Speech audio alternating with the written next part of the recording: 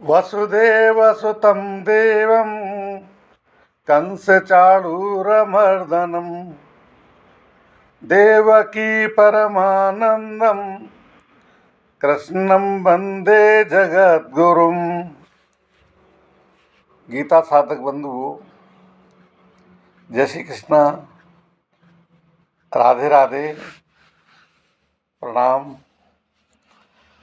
आज हम गीता जी के प्रथम अध्याय के चौथे श्लोक का विवेचन कर रहे हैं।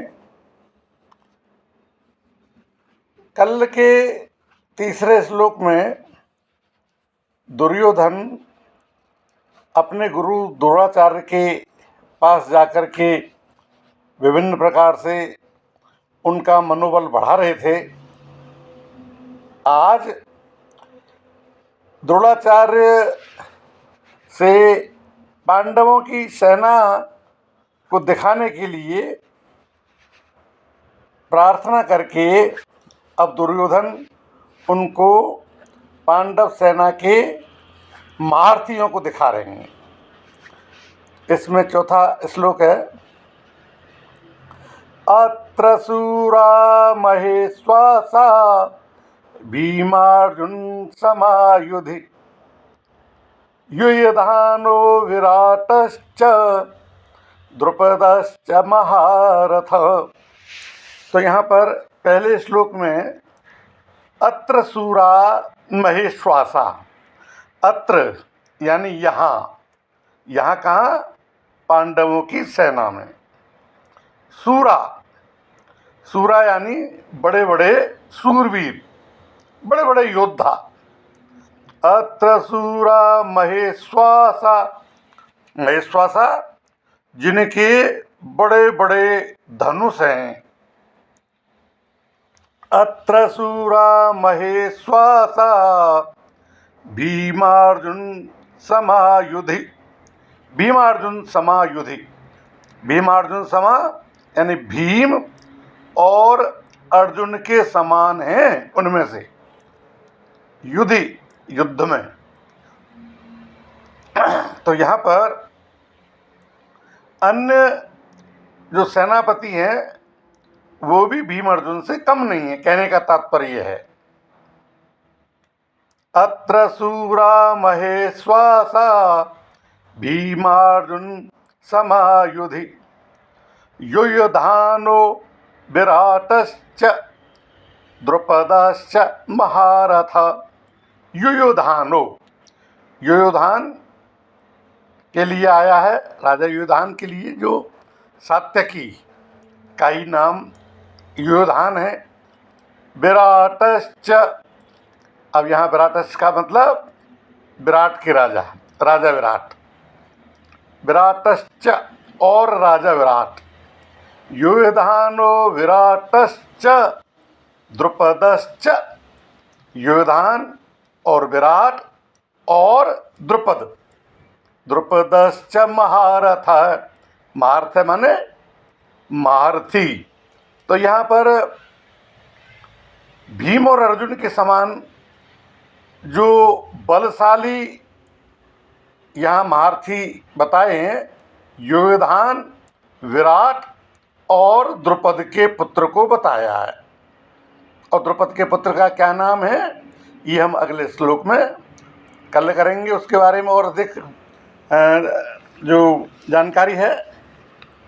अब यहाँ पर हम विभिन्न शब्दों की व्याख्या को लें तो अत्र शूरा महेश्वासा भीमार्जुन समायुधि, यानी जिनसे बाण चलाए जाएं, अत्र शूरा महेश्वासा, उनका नाम क्या है? धनुष।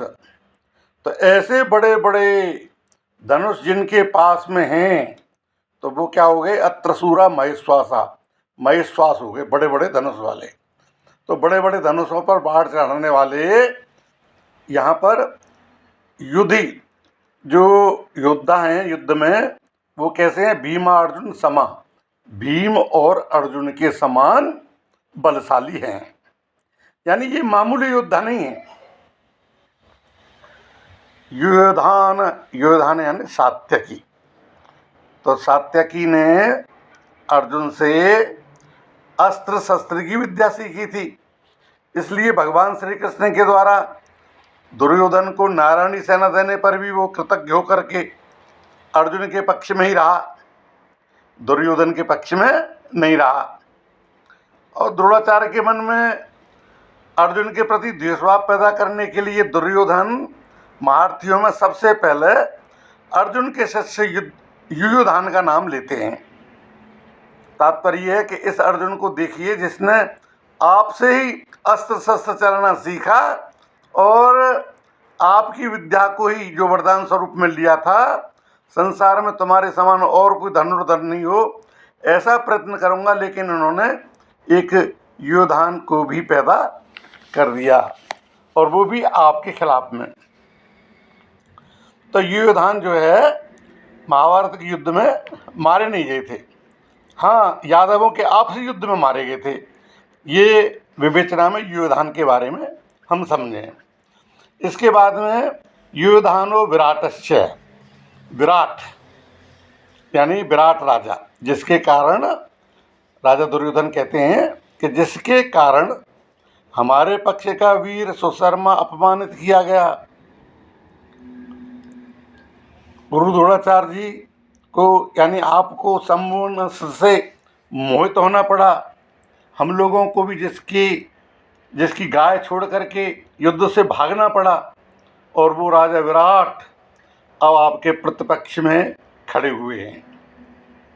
राजा विराट के साथ में द्रोणाचार्य का ऐसा कोई वैरभाव या द्वेषभाव नहीं था, परंतु दुर्योधन ये समझता है कि अगर युयुधान के बाद में द्रुपद का नाम लेता हूँ तो द्रोणाचार्य के मन में ये भाव आ सकता है कि दुर्योधन पांडवों के विरोध में मेरे को उकसा करके युद्ध के लिए विशेषता से प्रेरणा कर रहा है और मेरे मन में पांडवों के प्रति वैरभाव पैदा कर रहा है।